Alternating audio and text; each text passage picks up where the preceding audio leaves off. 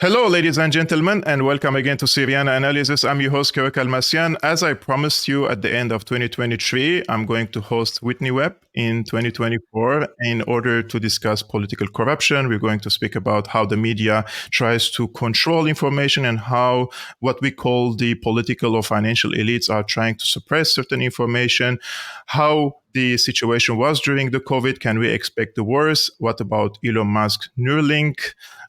Let's say the recent experiment.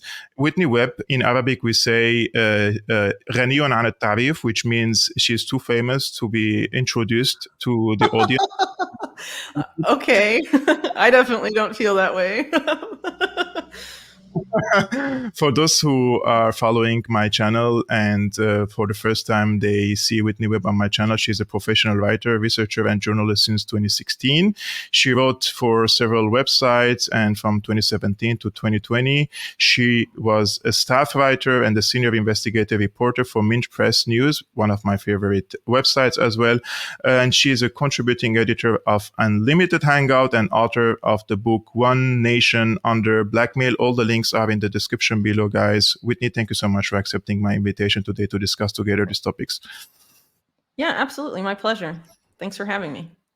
Whitney, I initially planned on moving with you from one topic to another to build a solid case about information control, media manipulation, political corruption, and dystopian future scenarios planned by wealthy and powerful individuals and forums and corporations. But I thought I could also start the conversation with you with the spicy news of Elon Musk's Neuralink brain chip, which is now being tested on humans.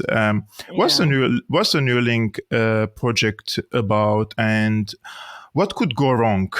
Some people are very terrified about this.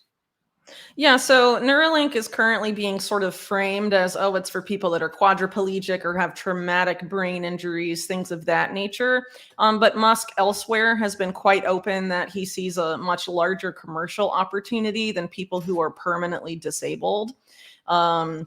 And, promotes the product as saying things like, oh, you'll be able to access your phone just with your mind and all of this. So from statements he's made in other documentation, it's quite clear that Neuralink is not going to just stop with, enabling disabled people to use electronic devices. The idea is to sort of eventually, I think, usher in the next era of, what smartphones are right now, right? So we had the computer, revolution, personal computer revolution. Everyone has a personal computer, to everyone also has like a mobile phone that is a computer, essentially a smartphone. And the next step for that they've had set up for a long time, but they've had problems with adoption of it, is wearables, wearing your smartphone and smart devices, essentially. And then after that, the goal is to have it move from being on your body to within your body.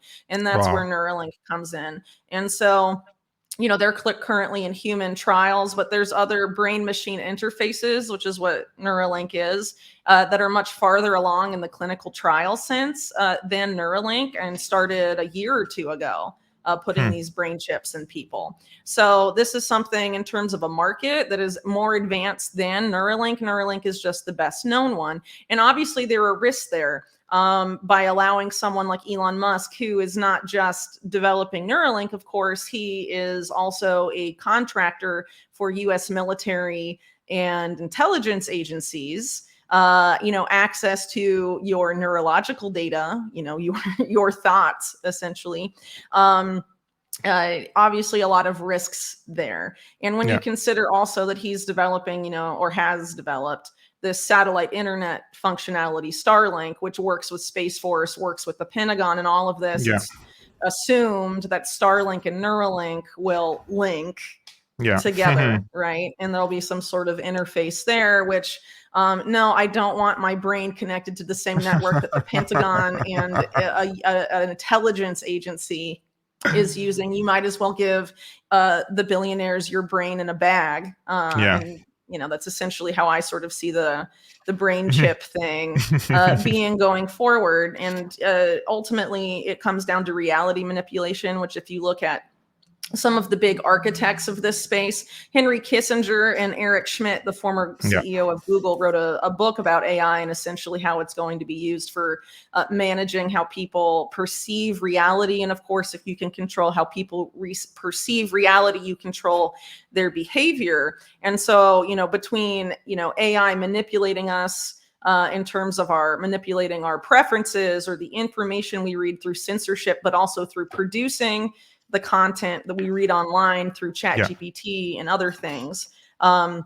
You also add the AI brain chip component to it later. The goal is to have, our reality be managed in unprecedented ways by whoever controls the AI, because it's not nominally it would be the AI controlling those things, but Yeah. someone programs the AI and gives it its objective functions. And those, of course, are Silicon Valley firms. And some of them may seem like independent companies, but probably the most well-known one at this point, OpenAI, which produces ChatGPT, is essentially an extension of Microsoft at this point.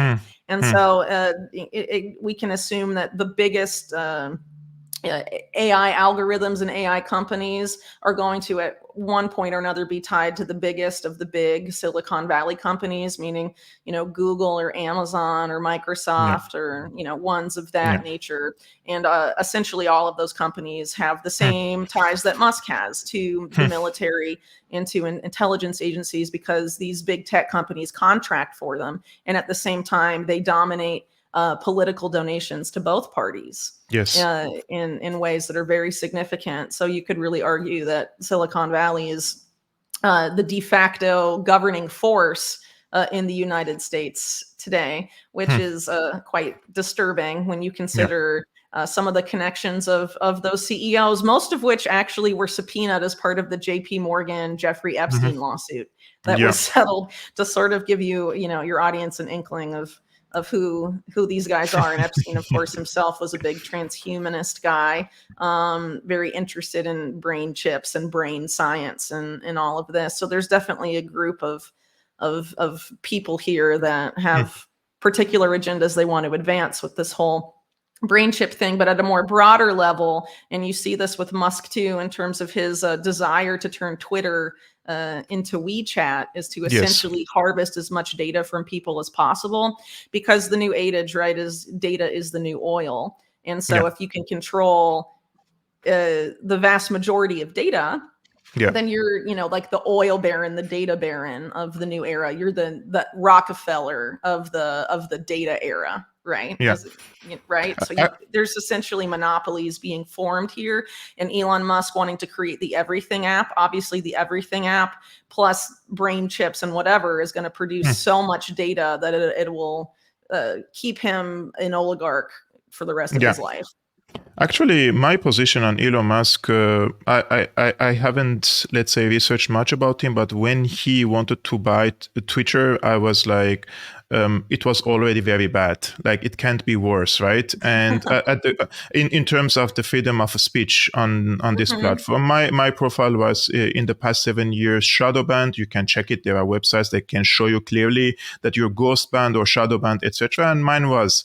And when he took over Twitter, I mean, my profile boomed. And now till October 7, in October 7, I'm ghost banned again. So the previous practice has returned, something that he promised to the people that he will not do it. And he himself, we can see nowadays that he's trying to not have any animosity or any bad relationship with the Israeli side, especially after the October 7 attacks there. But in the case of that you mentioned, the data will be the new oil, for example. I also heard that the car company that he has, they also generate lots of profit by collecting data while they're just driving all over the world, right? Yes.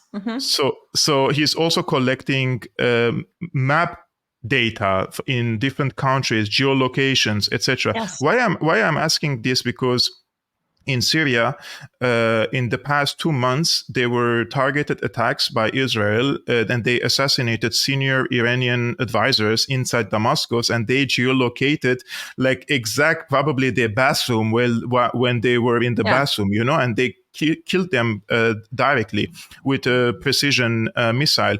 And my information say in Syria that this was also Musk's technology, that they geolocated his exact location, and they are using his satellites to strike positions in Starlink in Syria as well. Although Starlink is blocked in Syria. For the normal people, you cannot use it, but apparently they are collecting information by themselves and geolocating these targets.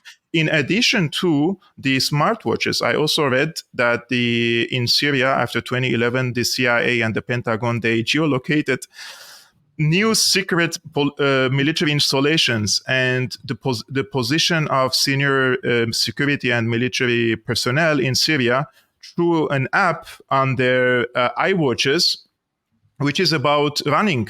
How many kilometers are you running, and how much activities you're doing per day? But this application is actually an open source, and this intelligence, let's say, apparatuses are able to detect your place only by that app. And I was going to ask about the WeChat. You already elaborated about this, because also I was speaking with a friend who is a regular visitor to China, and he says, well, I mean, I'm very happy. It's very convenient for you. Everything in this on this app, but also we can see that such apps, which is about everything in one place. It's a data sucking also applications, and it could be used probably not against ordinary people, but it will be used especially against influential people, right? Like if you're going to pay something with WeChat, they could also block your access to your finances, right? Yeah, absolutely. So first, on the first point you brought up, a well-known figure in the U.S. intelligence community is a former head of the NSA and also the CIA. Michael Hayden has a famous quote about, "We use metadata to kill people." And I mean, the examples you gave are exactly that. One of the reasons they harvest data is to find where people are. And sometimes if you get on a kill list, which, I'm sure people heard about during the Obama administration, when American citizens and, who else, it's not really known, right? But we're added just, by the head of the executive branch to a kill list, and okay, you're going to die now. But now we have this new era where like AI is adding people to kill lists, like the IDF's use of AI in Gaza, for example. And if you're using the wrong app, or, something from Silicon Valley that's infested with intelligence linked spyware, either Israeli or CIA linked or NSA linked or GCHQ linked spyware, you're opening yourself up to that, essentially. So probably not a good idea from an OPSEC perspective to be a Syrian or Iranian military official and use something produced by Apple, which is, completely irresponsible too. Yes, I can see in their hands all the time. They're using Apple products. They're using all sorts of open sources applications in their models. They don't really comprehend the severity of this issue, unfortunately. Yeah, open source doesn't necessarily mean more secure. It just means you can read the code, but you have to have a knowledgeable person auditing the code that can understand the code to see if data is being siphoned off and sent back. And more often than not, it is. And geolocation is a big part of that. And of course, Starlink at this point should very clearly be seen as an extension of American intelligence, just by virtue of things where they have set up Starlink functionality against the Iranian government's wishes in Iran, right? So that it can be used by the different groups there that receive funding from USAID and these other entities, and longstanding efforts to fund regime change in Iran, whether it's Israeli or American intelligence related funds. It doesn't really matter. It's similar tactics being enabled by Starlink, right? So who is prompting Starlink to go into Iran, or prompting them to support the Ukrainian military, for example? It's definitely functioning as an extension of that. And again, with people, whether it's Elon Musk or Trump or any of these people, you have to look at their actions, not just their rhetoric. These figures in particular try and frame their rhetoric as populist, as right-leaning, as supporting traditional values. And in a lot of time, their rhetoric doesn't support that. So for example, Elon Musk has been a big promoter of essentially everything the World Economic Forum promotes, whether it's UBI or carbon markets and all of these things. and a lot of his wealth could not have, he wouldn't have been able to generate the wealth he has or had the success he has without a significant amount of subsidies from the government, Yeah. which enabled a lot of his businesses under the guise that they would, combat climate change and stuff, electric vehicles and, solar panels at one point and all of that. His success is intimately tied with a different type of group than the one he's trying to appeal to now, as sort of being a free speech absolutist, when in reality he's doing sort of this good cop, bad cop thing with the CEO of Twitter, Linda Yaccarino, Yeah. who frequently talks about freedom of speech, not freedom of reach. So, oh yeah, we're gonna ban, shadow ban people again, and talking about before the upcoming U.S. presidential election that censorship is going to ramp up to clamp down on misinformation and all of that. And as far as WeChat, the WeChat model goes, well, sure, it's convenient that everything's all in one place, but it does create a lot of issues going forward.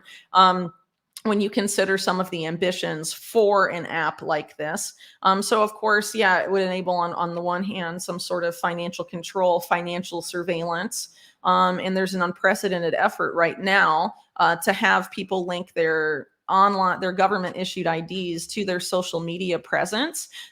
Twitter under Musk has been going ahead with that, very, advancing on that front very quickly. And the firm that they use to process ID verification is linked to Israeli intelligence, which is significant, I think. But beyond that, the goal is, has actually been recently laid out by Eric Schmidt, who I mentioned earlier.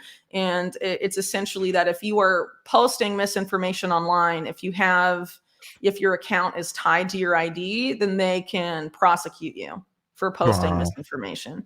Because it's not like you actually, I mean, in my opinion, they probably know who you are on social media, even if you use an anonymous account name.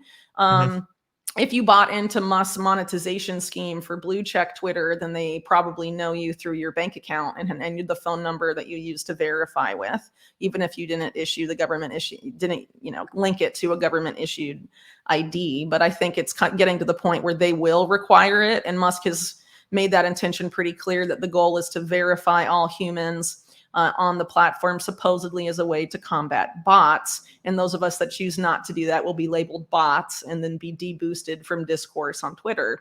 And that's essentially, where this is going. But the idea is, they already know essentially what you're saying on social media, but if they can link your government issued ID to it, then they can open legal action against you in the event that misinformation is criminalized to a greater extent. And there are efforts being led actually by the US, the UK, and Israel to do that and label people that spread misinformation as cyber criminals in the same category as hackers responsible for ransomware, for example. So in linking your ID to that, it's very problematic. And again, I'll highlight Musk's connection to these agencies that are also pushing forward on that agenda. And this, of course, is part of the larger agenda to have a heavily regulated internet where your government issued ID is not just tied to your social media account, but to everything you do online, what you read, what you post, and all of that, to profile you. And I would argue that a big goal of that is this, at least in the US, it's framed as this war on domestic terror. But actually, if you read the Biden administration's documentation on the war on domestic terror, it's not just meant to be a war on domestic terror within the US. It's meant to be a war on domestic terror between all of the Five Eyes countries sharing information. So essentially, it's the Western equivalent of what the CIA did in Latin America in the 80s under Operation Condor.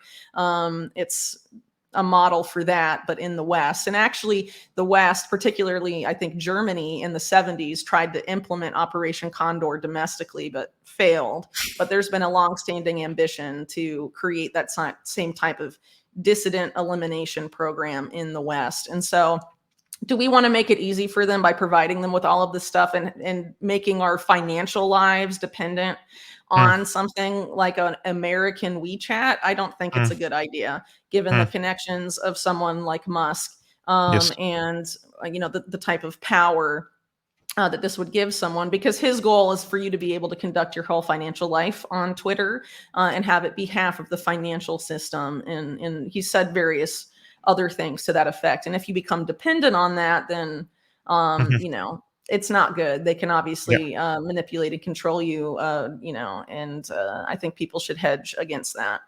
Yeah. Actually, the other day I was watching the video or the statement of Ursula von der Leyen in the World Economic Forum, and she said the biggest threat that faces us or humanity nowadays is not climate change, is not wars, it's misinformation and disinformation. So they take it really seriously. And I Yeah. truly believe that this is my solid conviction that in the coming years, especially in Western societies, there is going to be mechanism, even laws to criminalize thought.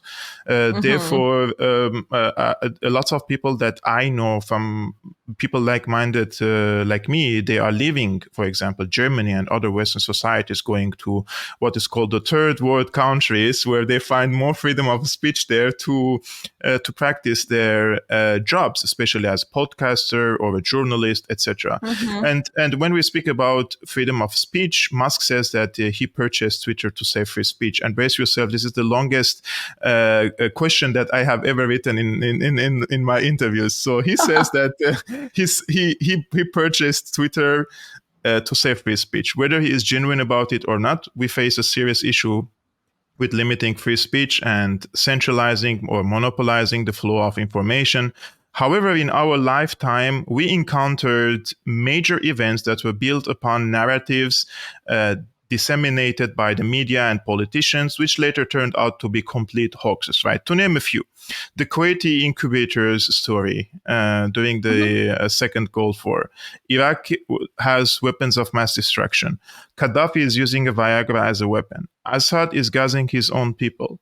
Russia's invasion of Ukraine is unprovoked. The Palestinians woke up on a sunny, beautiful day and decided to attack Israel on October the 7th. We have to lock you up, close your businesses, and inject you with an experimental drug for your own good and, of course, the well being of your grandmother and your grandfather. When I speak about these cases with people who haven't digged into the rabbit hole, they stare at me. They look at me like I'm a crazy person, and they ask me, "But Kevork, why would they lie? You know, why would the legacy media lie if the political and financial elites can coerce their agendas on the people, whether we like it or not anyway?" Well, I think it comes down to numbers at the end of the day and risk management on the parts of the elites as to why they lie. And of course, they lie with the expectation that the lie won't be discovered, or at least the discovery of the lie won't be widely disseminated among the public.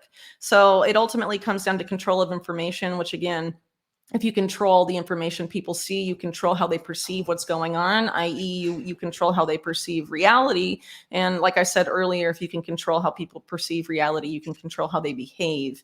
And I Yes. think that's essentially the ultimate goal of that. So they lie because they know if they were honest about their reasons for things, particularly imperial wars, people would not go for it.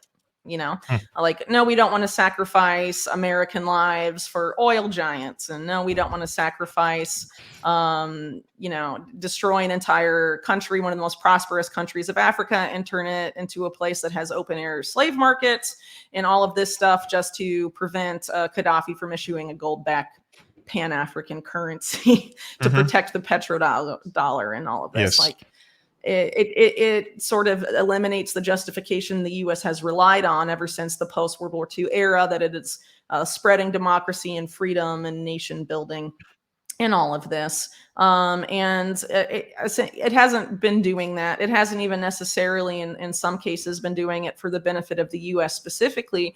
You can point to several neocon wars, which were really done for the benefit of Israeli foreign policy goals. And actually, one of the main purposes of the neoconservative movement in the U.S. is to align U.S. foreign policy goals with Israeli foreign policy goals. Yes. So doing, what's best for Israel as opposed to what's best for the United States. And, a lot of people don't want to do that, especially, in states that have, a large population of Arab Americans, for example, that are not going to be like, well, we don't want to do that for Israel. It Yes. seems like a big sacrifice, and we gain nothing and they gain everything, things like that. So I mean, they can't be upfront and honest about it, especially with things like the COVID agenda, which was, mass experimentation, eugenics tinged policies, pushing for global digital ID, tighter global governance under like the World Health Organization and things like that. Obviously, if they were open about their agendas, people would not be supportive. They have to be in a state of fear and panic. And that's frequently accompanies these lies because without the fear and panic, people are more likely to engage in critical thought and take their time to analyze the arguments. And if they're in a state of fear and panic, they will not. And are more likely to acquiesce to the policy solutions that are rolled out in front of them. So, I think, it's the lie, but it also is integrated with keeping people in particular emotional states that make them more susceptible to suggestion and to solutions they otherwise would not accept. And I mean, I think a lot of what you laid out is essentially built around that, and that could not operate without the success of the legacy media. And unfortunately, a significant number of influential figures and independent media have essentially promoted a lot of the same tactics, I guess, that ultimately do the public a disservice in terms of generating extreme fear and panic, being extremely partisan, maybe in a different way than mainstream media is being, but it ultimately serves what a lot of people refer to as the left-right paradigm, where you have one of the hands, either the left or right, creating some sort of debacle, and then the other hand comes in and offers a solution to the problem created by the other hand intentionally, and then you get a policy that people would never have wanted in the first place, but it's perceived as coming from different actors when it's really the same entity. Whitney, there is nothing funny about manipulating people and fooling them over and over again, but there is one funny element in it, and that is, for example, the CIA has lots of declassified documents, and classified documents, and then in a decade or 2 or 3, they declassify it and they publish it to the public. And we can see that what they have done 30, 40, 50 years ago in a certain geography, for example, in Latin America or in the Middle East, it was complete hoax. It was based on a hoax. And they repeat the same lines over and over again today in 2024, well knowing that we know that they're lying, and they know that we know that they're lying, but they're still lying about these cases, right? In 2024.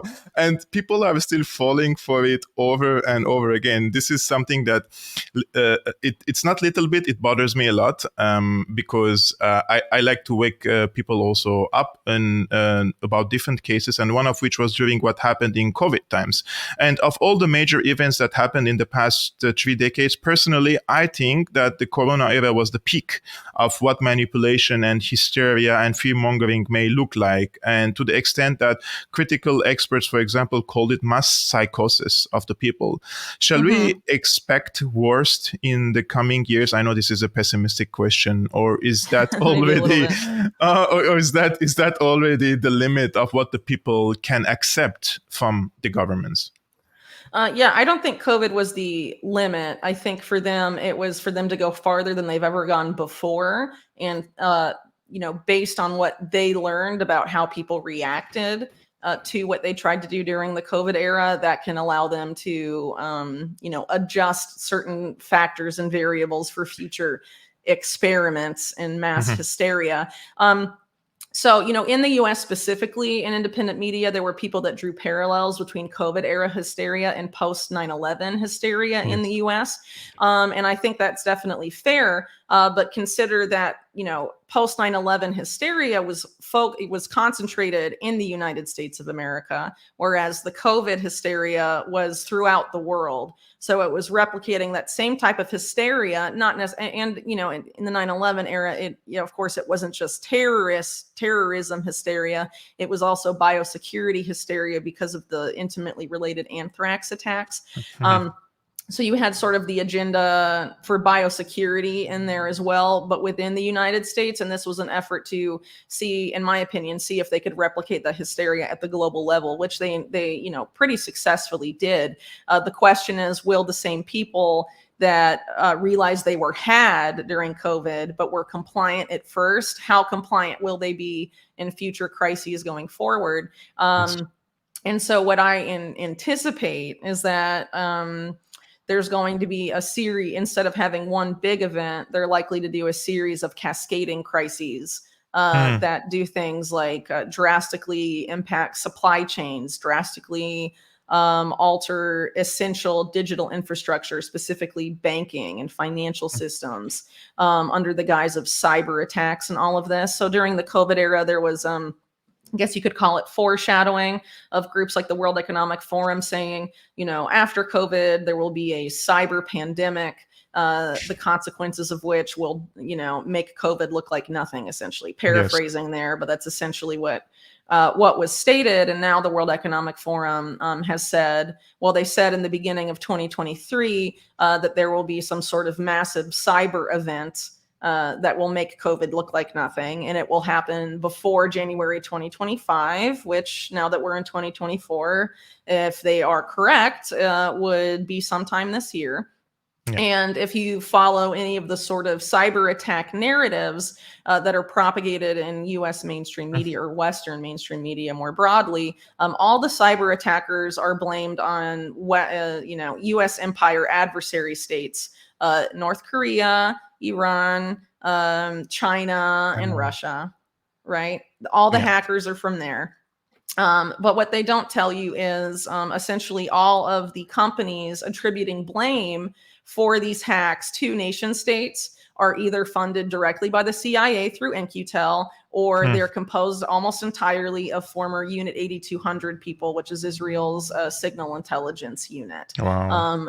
So these are essentially front companies for intelligence saying this nation state is to blame and they are attacking us. So the next 9/11 is set to be a cyber 9/11 that has global implications to sort of push us into some greater war. And it's likely that whatever the next one to drop, at least the United States, is likely to be blamed on Iran, just because of the extreme integration of Israeli intelligence front companies involved in cybersecurity, how integrated they are both at the US government and military level in terms of digital infrastructure, and also in the corporate world. It's very extensive and very significant. And Israeli intelligence for the past 20 plus years has been very open about having specific programs that have essentially unlimited funding to goad the U.S. into attacking Iran first, so that Israel doesn't have to launch the first strike on Iran when it comes to the point where Israeli leadership decides that Iran needs to be engaged in a direct hot war. And Netanyahu is on record saying things like America is easily moved, i.e. he knows how to manipulate the states for those purposes. And you have sort of the return of the neocons through Trump, who ironically campaigned previously as being anti-neocon back in 2015 and 2016. But he's obviously very firmly ensconced in the foreign policy goals of the neocons, which is, ultimately directed by, Israeli foreign policy goals, as I said earlier. So Netanyahu, and if Trump comes back to power, as even the World Economic Forum is suggesting is what will happen, then you will have a return to the same foreign policy team that brought you the assassination of Qasem Soleimani, that tried to do coups in Venezuela. The whole idea that Trump was this anti-war president is frankly absurd. He didn't start any new wars. He continued the same ones, and they attempted to start new wars, but did not do so successfully. His national security advisor for a good part of his administration was John Bolton, the most notorious Iran war hawk of all. So to think that this wouldn't happen under Trump is, you're living in la la land. His foreign policy goals are dominated by Israel, and it's the same as the neocons at the end of the day. So if there is some sort of cyber attack blamed on Iran, which again the blame is being laid by these intelligence front companies, that gives them the pretext for war. And the problem with this is cyber attacks, you don't even necessarily have to blame the nation state or have evidence. You can say any group you want, faceless hackers, you don't see them, right? You can blame literally any group you want and then sort of follow the same model they followed with 9/11, be like, oh, Al-Qaeda is responsible. Al-Qaeda is backed by Iraq, and have no evidence of Iraq backing them, and then invade Iraq. Yeah, they could even have agents in this country, like in Russia, for example, and they wage, let's say, limited cyber attacks against their own country from Russia, and they say the location of the attack is coming from Russia, therefore they're backed by Russia. Yeah, sure. Absolutely. They do stuff like that all the time. And then we know from one of WikiLeaks' last releases, known as Vault 7, the CIA has the ability to place fingerprints of every nation state, including its adversaries, in hacks the CIA actually conducts. And part of the Vault 7 release was saying that the CIA lost control of these tools, so they're everywhere. So presumably every intelligence agency can do that. So there's really no way to know who actually conducted a cyber attack. And the bar for blaming these nation states is extremely low. Some of these, cybersecurity or, cyber analysis companies or whatever, they'll say things like medium to high probability that it was this group that we think is tied to Iran because the leader of it previously worked, or his believed work history was for some Iranian state company, and believed work history isn't even confirmed or documented or known work history. And then they're like, the headline will read, Iran conducts cyber attack or hacks this thing. It was actually said during the Trump re-election effort in 2020 that Iran had hacked his campaign and all of this stuff. And Microsoft, which has a significant amount of overlap with Israeli intelligence and American intelligence, it was the company laying the blame there, again, with very limited evidence. So do we really want to trust these people about us, leading us into war? But again, if you take down people's essential internet infrastructure when we've been made so dependent on it, and it disrupt people's daily life, it's easy to create fear and panic in the same way COVID hysteria did, because people don't know what's happening. Their daily lives have been greatly impacted. And where will they turn for news? I guess to what's on TV, because they won't be able to access social media platforms. And social media platforms, Twitter included, have all these contingency plans about messaging and cohesive narratives with industry partners, meaning whoever is impacted by the cyber attacks, including banks. And there's documentation of this, and groups like the World Economic Forum's Partnership Against Cybercrime, which includes the U.S. Department of Justice, the FBI, some of the world's biggest banks, Israeli intelligence and UK intelligence, have essentially said that their goal in any of these big cyber attacks is to have their social media partners, all the big social media platforms, amplify their messaging about what's happening. And that, of course, means amplifying what they want you to see and also censoring what they don't want you to see, right? So that's likely how it's going to play out. And they're not going to give people time to find the counter narrative. They're going to bury the counter narrative and not give people time to find it, I think is what the goal is, and try and induce people into that same state of fear and panic. And it's particularly likely if you, like me, follow how they've simulated and gamed this out over the years, because I've been reporting on these factors really since 2020. The goal is to have at least one of these big cyber attacks be in the financial system, which of course is very useful for the Wall Street banks that are about to have another big bubble explode. And they don't want to be left holding the bag in 2008 that creates protests against them, and they're to blame. And, oh, the Wall Street banks have stolen from us. They don't want that. Hackers have stolen your money, not the big banks. So it solves some problems for them as well.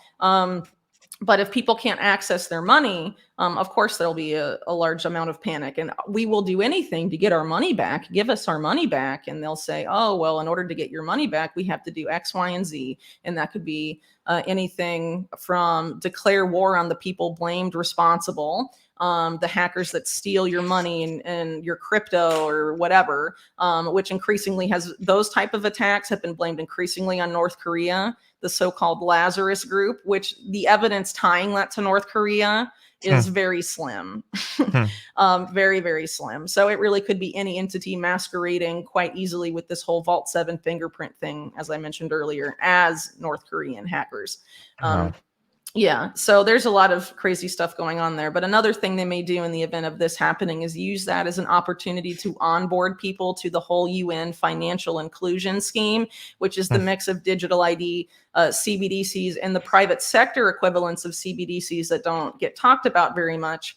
Because the idea of CBDCs, right, is that the central bank is issuing the programmable, surveillable money, but also in certain countries where certain political leaders have declared that they are against CBDCs, for example, the United States, the goal is to have essentially the same programmable, surveillable money, but instead of being issued directly by the central bank, it will be issued by the Wall Street banks and the private banks, right? So, okay, JP Morgan is going to program and surveil your money and not the Federal Reserve, even though JP Morgan and Citigroup and the biggest banks on Wall Street own the Federal Reserve in the US. It's, kind of silly, but in a lot of other countries, it's a direct issued CBDC. Regardless, the idea is to have all of these programmable, surveillable digital currencies, whether it's issued by a CBDC or issued by a central bank or something else, to be housed in a global interoperable database that appears to be the database being set up by the World Bank right now called ID4D.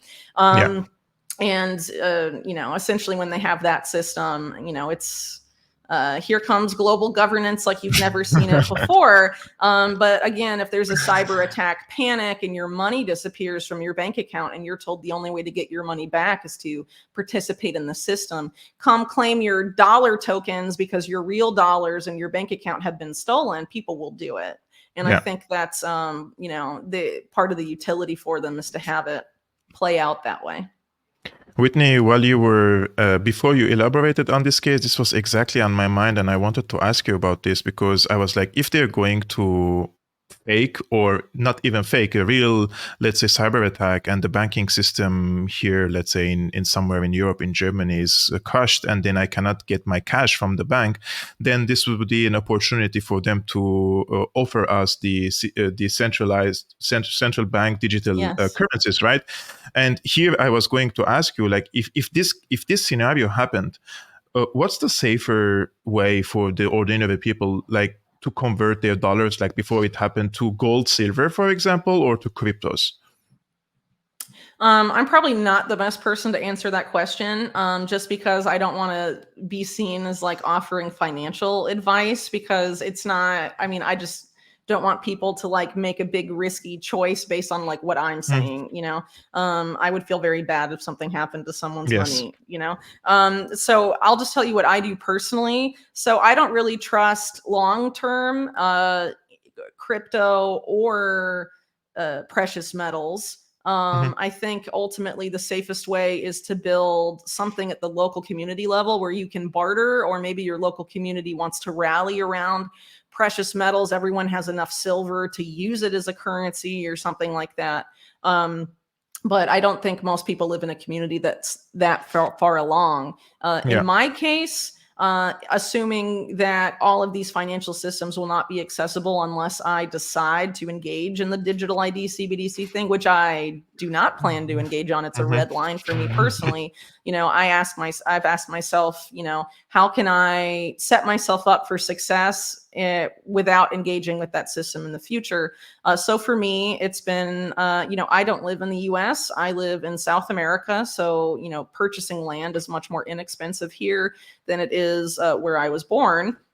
And so, I've acquired a relatively small plot of land. I've built and put a house on it, and I'm working towards developing food security for me and my kids, and also, working on, off-grid power and all of that stuff, so I don't have to engage in the system. So essentially what I'm doing in that sense is using my money to invest in things that will keep allow my family and I to meet our essential needs without engaging in this system going forward. And that is going to look different for everyone. maybe someone doesn't have the capacity to purchase land, but they can maybe stop renting in a city, move to a more suburban region, or suburban area, suburb, whatever. So, Suburban. and yeah, I don't know, and garden, whatever, move to some area where local people are more aware of these issues and more likely to come together in the time of crisis, instead of sort of a dog eat dog, thing that may emerge in more intense Yes. urban environments, right? Or people may want to stock up on food, that will last X number of years in case there's a food security issue going forward. Honestly, that's what I'm doing, because if I tell you to put your money in crypto or precious metals, I can't guarantee that they No. won't manipulate those markets, or that they won't make it illegal for you to cash it out on a system they don't control or something Yeah. like that. So something like Bitcoin, for example, if you want to convert that into dollars or convert that into another fiat currency, you have to use their off ramps. Yeah. And increasingly that's entities like Coinbase, for example, which are quite large in that regard. And one of the advisors for Coinbase on compliance with coming government regulations is Mark Esper, Trump's Yes. head of the Pentagon. This stuff, these same exchanges are very much merging with the existing Silicon Valley, Wall Street, intelligence, power nexus. And it's best not to engage with them. There's ways you can get around that, maybe for Bitcoin and some other things, but they're increasingly trying to make it more and more difficult to have privacy in crypto transactions, because the ultimate goal at the end of the day is financial surveillance. And if you take away mixers and other tools from the crypto sphere, you essentially, through blockchain, have something that's completely surveillable and trackable for these people, which is ultimately what they want. Precious metals to a lesser degree, but they can manipulate the price and have been for a very long time. So it's important to be aware of those things. Obviously, it's those things, I'm sure, are better than having it like in your bank account. If you have a bank account with JP Morgan or Citigroup or Bank of America or any of these too big to fail banks. But, where is your money the safest? In my opinion, it's in physical assets that will keep you alive when things get really crazy. Wow. I have friends who had similar experiences in Beirut when there was the financial crash into 2018. And people were able to cash out 30% of their money if they wanted cash right now. So you forget about 70% of your money. Oof. Or you can cash out a $500 per week or something like that maximum, depending on the number of your family members. So these things already happened, like in front of our eyes. Syrians lost billions of dollars in Lebanon, billions, and the estimates are around $80 billion because of the financial crash that happened there. And the bank said, "I'm bankrupt, guys. We don't have your money. And forget about it. If you want, we can give you 30% of your money cash now, or you have to wait till things get better." So yeah, since you mentioned about the sustainable solutions that you are pursuing, I find it really, really realistic, this approach. However, for lots of people, lots of ordinary people who wake up early in the morning, go to their daily jobs, 10 hours per day, they have really no power to invest in any other jobs to collect some money, because life has become so expensive nowadays. For example, here where I live in Berlin, the government here supports the war in Ukraine. They have to send weapons. How are they going to do that? They're printing money. It causes inflation. Then I'm going to pay 30 to 40% extra for every grocery I buy. So they're financing the war from my pockets. It's an extra tax anyways. And they're presenting now carbon tax. I don't know, like every day there is a new tax. So the people cannot purchase, right? And myself, I know that I cannot purchase in Germany, but there are alternative countries. If you guys have a German passport or a European passport, this is gold. Like really, I'm Syrian. I have a Syrian passport. It doesn't let me go anywhere around the world. So it's like you're stuck, But if you have an American passport or a German passport, you can go and work and try to establish an online work for now and generate some money, and you can move to any other country. And they are like one of the reasons why there are wars is because it makes also life expensive for you. And one of the issues that I wanted to speak with you today, Whitney, is the October 7 attacks, right? And the Israeli onslaught on Gaza. Almost 4 months after the attack, military experts still argue whether it was let it happen incident or a major intelligence failure, based on the premise that Israel heavily relied on AI to collect data from Gaza to foresee and abort similar surprise attacks. I would like to hear your take on that. On which camp are you? Is it a let it happen event, or it was an intelligence failure based on the over-reliance on AI? Yeah, I think it was a let it happen style event. And, there were a lot of comparisons made by Israeli officials at the time saying this is our 9/11, right? And for those that have researched seriously, September 11th, 2001 in New York City, people that have looked into that are aware that the same sophisticated system, not the same, but sophisticated defense systems in the US all just happened not to be working that day. How convenient. And they were tied to a series of software companies, P-Tech, for example, among others, that had ties to, intelligence, and involved in various things that were very suspect. Just like October 7th, there was advanced knowledge and insider trading taking place before the attacks themselves, showing that someone with money and means knew that those attacks were going to happen before they did. So foreknowledge, right? And then you have to consider too that what was going on in Israel before October 7th, extreme protest against Netanyahu in Israel over the judicial reform issue. How do you bring together a divided populace, particularly in Israel? You unite them with war, a common enemy, a common threat. And so by, in Israel, a lot of people say that Americans are the most propagandized populace. I would say it's Israel is definitely up there, if not above the U.S., because the Ministry of Education is increasingly is often run by the same people that also like have top posts in the Ministry of Defense. Naftali Bennett, for example, a good example of the overlap there. And there's a lot of Israelis in many kindergartens and early education are basically taught that you live in an insecure place because you're Jewish and people are going to come after you, and we're a persecuted populace and all of this stuff. And Israel, since its inception in the late 40s, has been under a state of emergency continuously in its entire existence. It's never not been in a state of emergency. And so this whole like instantaneous wartime footing is sort of ingrained in this particular population and has been for some time. And so a way to stop, I think, in my opinion, October 7th was so convenient in that it stopped a lot of those problems for Netanyahu and then allowed him to sort of unify the issues, the different factions against him, essentially, and then push for longstanding objectives of his, which include things like ethnic cleansing of what remains of Palestine, and greater Israel ambitions and regional wars with various nations.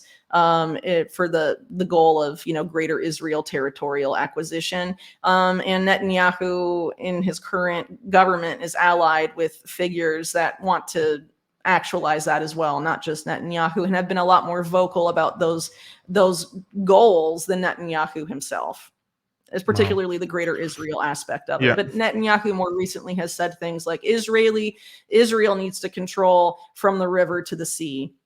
And all of that, meaning like all of the territory, and has, even his officials ever since the conflict in Gaza has begun, has been very open about the goal is to essentially remove Gazans from Gaza and wanting to send them to the Sinai, resettle them in the Sinai, and all of these other agendas that have been developed, well before October 7th. My colleague Ian Davis wrote a very excellent article breaking down all of the supposed intelligence failures of October 7th, Hmm. and how it is very much, it seems to have been intentional. The AI aspect, did AI fail? Yes, maybe in some cases AI does fail because there is no facial recognition AI algorithm on the market that's 100% accurate. Yeah.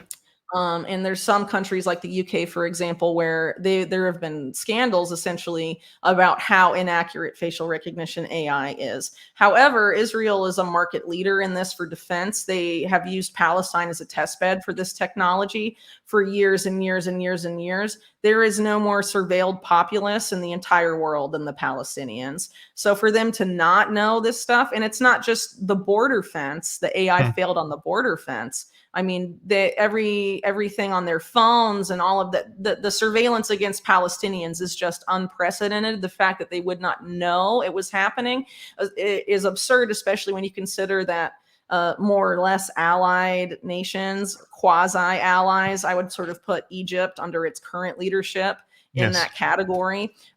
They warned Israel that this was going to happen before it happened, and Yes. those warnings were ignored. Hmm. It's very similar to a lot of stuff that happened before 9/11. And of course, for Israeli officials to say this is our 9/11 is pretty significant when you consider that, Israeli intelligence had its own documented role in what happened on 9/11 in the United States. Not saying they were the only ones involved, because obviously US intelligence and you had the Saudis and Started. Pakistani intelligence services involved to degrees. But 9/11 was something that was orchestrated for the purpose of justifying war around the world under the guise of combating terrorism. And Yes. Israel, at this point in time that October 7th happened, needed some sort of galvanizing event to sort of paper over the divisions that were threatening to split Israeli society, and make Netanyahu a less polarizing figure for the purpose of pushing specific policy objectives forward that are long-standing goals, not just of Netanyahu, but the religious right extremist groups with which he is allied in his current government.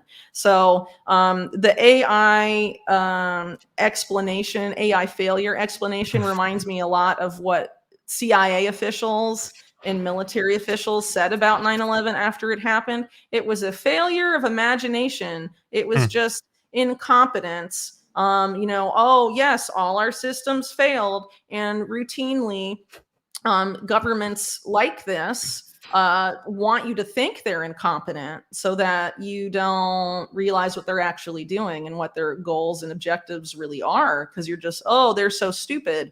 Let's put another guy in power. I Yeah. mean, you're ultimately, I don't know. I mean, I think it's just part of the deception to write it all off as incompetence Yeah. at the end of the day. And if there's anything I know after reporting for a very long time on Israeli defense industry, Israeli AI, and defense tech companies, it's that they know what Palestinians are doing and saying.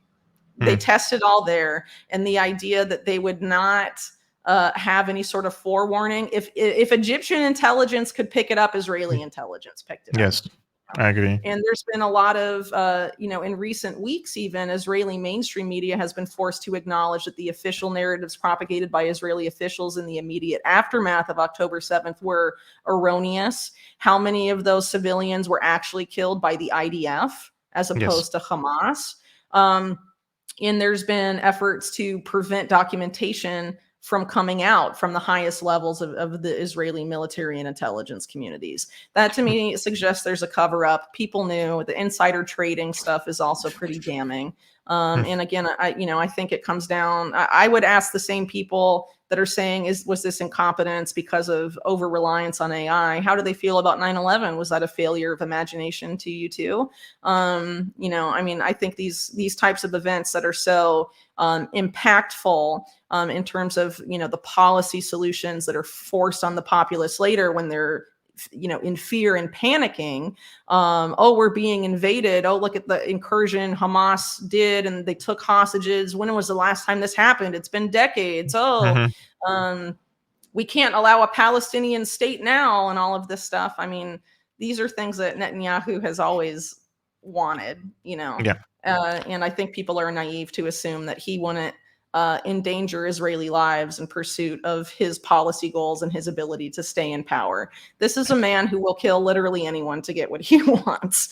He would. And to think Yeah. that he wouldn't sacrifice Israeli citizens as part of that, I think is naive, especially when you consider too, I thought it was interesting as well that apparently one of the events, the music festival that was targeted as part of October 7th, were a bunch of Israelis that were very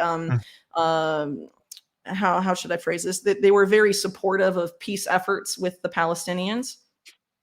And that is the class of Israelis that Netanyahu and his ilk hate the most. Yeah. Yeah, near the biggest concentration camp nowadays in the world, they were dancing for peace, according to the official narrative. I mean, I just want to connect the dots in 2 points that you raised. Greater Israel. I want to mention this because the Israelis want to kick the Palestinians from the Gaza Strip to the Sinai, and the border of the Greater Israel is between the Nile to the Euphrates, right? And if you see what could happen next, if they kick the Palestinians to the Sinai, the Palestinians will go there and they're not going to accept to live in the deserts under harsh conditions in the Sinai. They will try to go back to Gaza. They will form a resistance, armed resistance, to go back to their country. And then Israel will say, there is a security threat coming from the Sinai now, that I have to create a buffer zone in the Sinai. And this is something... This is something did in Syria. They did in Syria. They did in Syria, in the Golan. They did it in the Sinai in the 67 war. They occupied it. And the eastern border, which is in the Nile, what is on the eastern side of the Nile, of the Euphrates, is the American occupation forces, right? They're literally occupying that piece of land, and they're balkanizing Syria, encouraging the Kurdish militias to call for a separation, their autonomy. And if you see the plan for Greater Israel, Israel says that their border on the eastern side should be with Kurdistan, with the Kurds. And when you just combine these issues together, you will see that, yes, some people say it's a conspiracy theory, but there is an actual political military work is being done to achieve this goal as well on the ground. The second thing you mentioned, the Saudi involvement in the 9/11 attacks, not completely, but they had a role in it. I want to mention this character, Bandar bin Sultan, right? He was the ambassador of the Saudis in Washington, D.C. when it happened. And he had very close ties with the Bush family. That they used to call him Bandar Bush. Bandar Bush, yeah. And this guy in 2013, he became the head of the intelligence in Saudi Arabia. So he implemented the American neocon plan in Syria because they told him the Qataris failed between 2011 to 2013. Now the Saudis have to intervene strongly and remove Assad from power. So they asked for Bandar bin Sultan to come back to intelligence life this time. And the guy came and he asked $2 trillion from the Arabic countries to allocate $2 trillion to remove Assad from power. And this was according to the former foreign minister of Qatar, Hamad bin Jassim. Like, when you connect all this information together, I feel like I want to run away, like but it's even more than what you laid out. So when WikiLeaks released like Hillary Clinton's emails when she was Secretary of State, she explicitly says we need to support the Syrian rebels and foment that situation in Syria specifically for the benefit of Israel. She's very explicit that it's to benefit Israel specifically. So the whole neocon thing is not exclusive to the Republican Party at all, and was a major guiding was a major guide in terms of how Hillary Clinton, when she was Secretary of State, saw the situation as well. Exactly. She said, if a Shia-Sunni war erupts in Syria, this will be for the benefit of Israel, in these leaked emails. And then Jack Sullivan, he was the advisor for Hillary Clinton, who is now the national security advisor.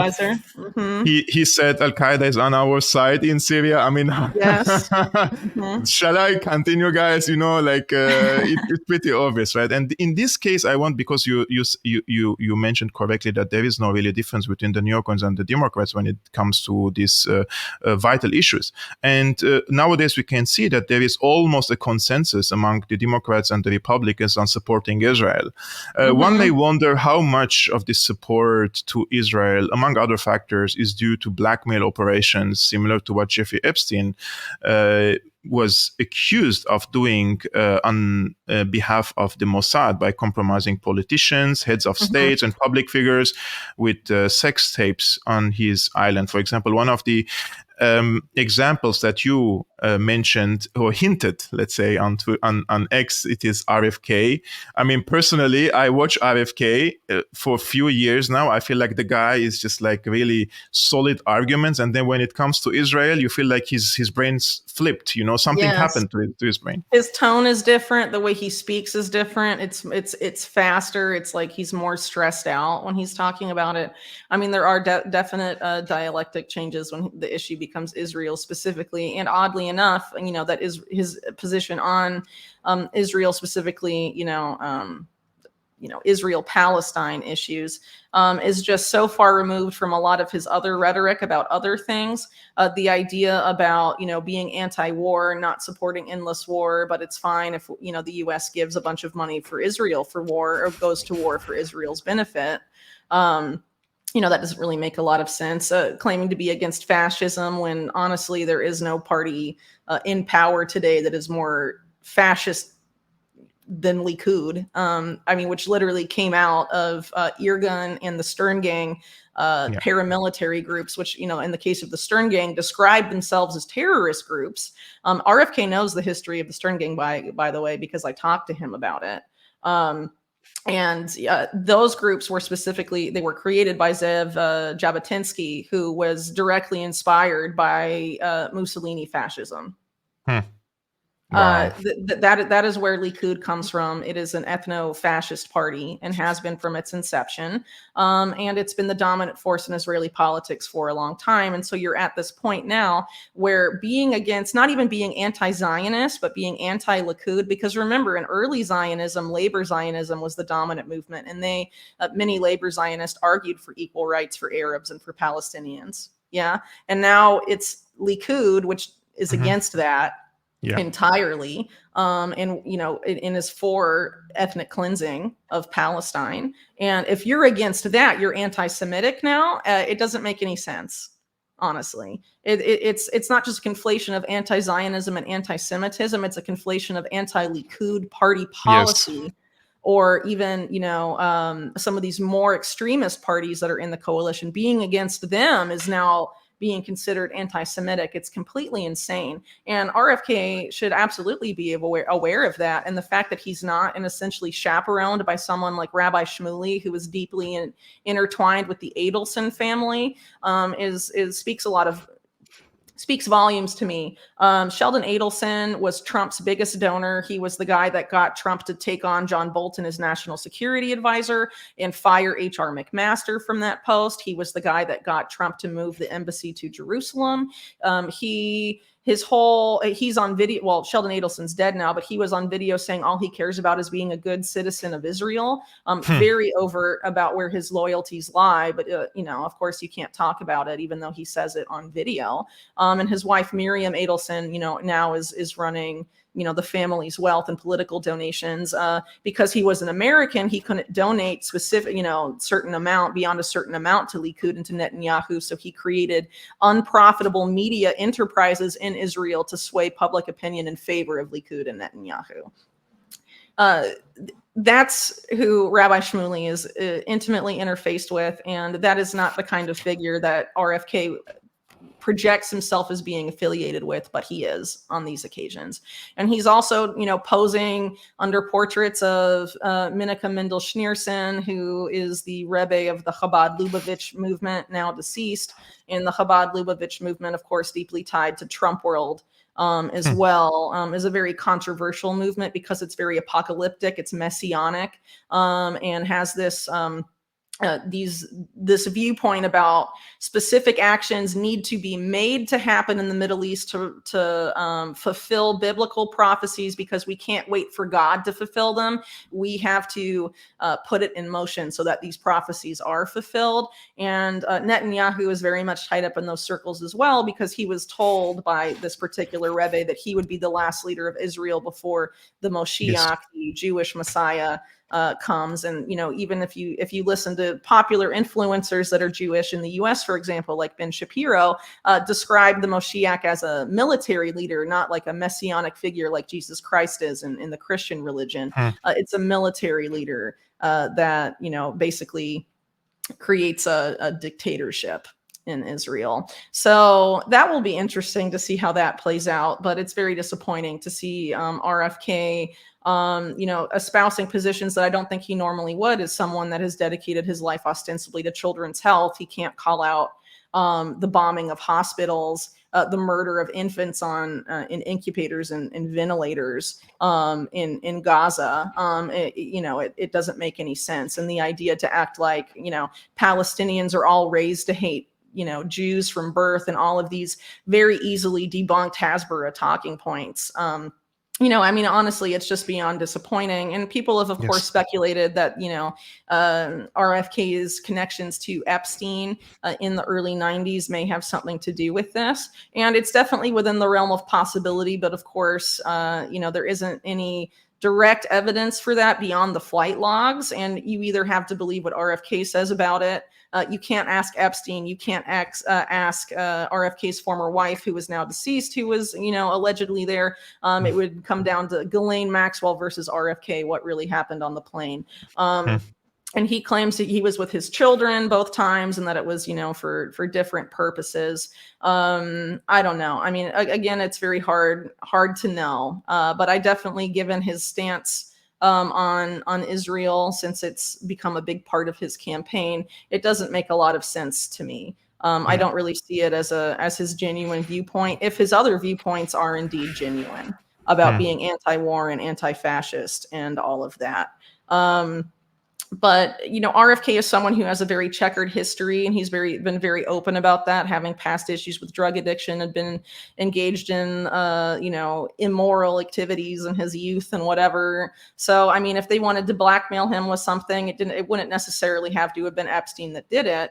And Epstein and Ghislaine Maxwell weren't specifically, it's not like everyone they encountered and had on their plane was a pedophile. Epstein was also a very prolific financial criminal, and involved in a lot of other aspects that were criminal as well. Arms trade, for example, and people he engaged with in that, yes, there's illicit business ties, but it doesn't mean everyone that interacted with him in those spheres is automatically a pedophile. And, when people are engaged in influence operations like Maxwell and Epstein were, they study their targets and they find the best way to influence and control them. And it's not always, not everyone is going to be easily coerced into a sexual situation with a 14-year-old. They may be more easily influenced and controlled by other means. And, these people study their targets and then actualize on that. And as I've noted on my reporting before, Ghislaine Maxwell was very focused, not just on RFK Jr., but the Kennedy family in particular. She was a guest at Kerry Kennedy's wedding, was RFK Jr.'s sister, very close with her. Kerry Kennedy's best friend was RFK Jr.'s ex-wife, Mary Richardson, who was good friends with Ghislaine Maxwell, and allegedly how Ghislaine got into the Kennedy network. There's pictures of her flirting with RFK Jr.'s older brother. Apparently Robert Maxwell wanted Ghislaine Maxwell to marry a Kennedy before he died. So there was a lot of interest there in sort of influencing the Kennedy family in particular. Did they get that from RFK or by other means? Again, it's not. It's hard to know exactly how it may have happened, though. I found out after I wrote my book that in 2014 or so, if you look on Getty Image Search and you look for RFK Jr., you will find that he was in Ghislaine Maxwell's apartment for some sort of environmental event when she was in her Terramar days. So it's not something that just happened in the early 90s. They had some sort of affiliation later on, but it could have been minimal. Again, he hasn't been very open about, he's only spoken about the flight logs. He hasn't talked about other interactions with Ghislaine Maxwell, but there's photographs of him at her apartment well beyond that date. And of course, Ghislaine Maxwell's father, Robert Maxwell, is, probably one of the most influential and consequential Israeli intelligence assets ever. In terms of the promise scandal, but story for another time. Yeah. Time will tell, or will not. We will see in the near future. But till then, Whitney Webb, I'm wholeheartedly thankful for you for coming to my show and sharing your insights, valuable insights with me first, and with the audience of Syriana Analysis. I'm not someone who is interviewing you. I'm also a fan. Guys, her links for her work and also the book One Nation Under Blackmail is in the description below. You can go and read her work and also purchase the book. And also, if you like to support this work, you can share it with your friends. And there are so many means also in the description below. You know it well, like you watch Syrian Analysis for quite some time. But Whitney, thank you so much again for being my guest. Really, it's a really pleasure. Thanks. It was my pleasure as well. Take care.